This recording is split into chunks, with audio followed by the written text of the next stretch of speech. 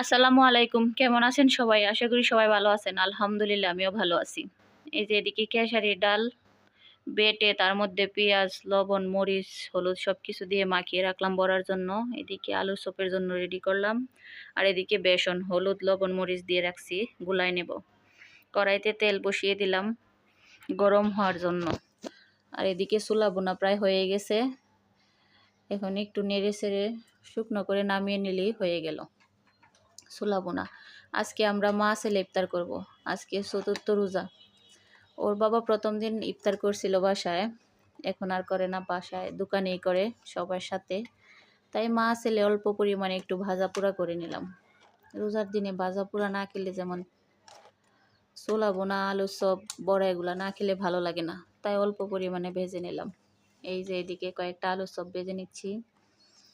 আলু চপগুলা কি সুন্দর ফুলকো ফুলকো হয়েছে, মাশাআল্লাহ।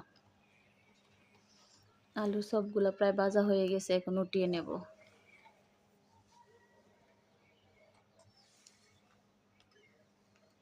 এই যে উঠিয়ে নিয়েছি, এখন বড়াগুলা দিয়ে দিব।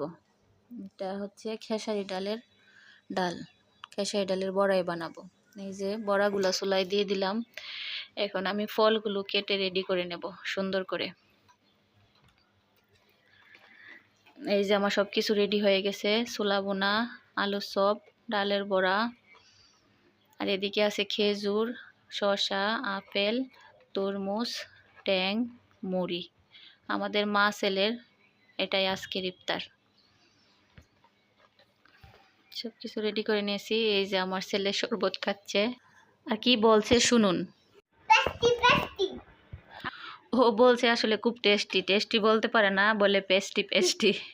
আচ্ছা যাই হোক, এদিকে আমি এখন মুড়ি মাখিয়ে খাবো।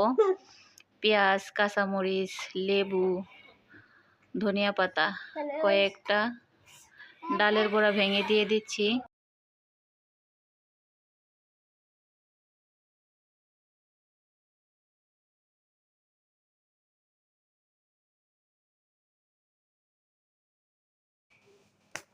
বড়া দেওয়া হয়ে গেল, এখন ছোলা দিয়ে মাখিয়ে মুড়ি দিয়ে খেয়ে নেব।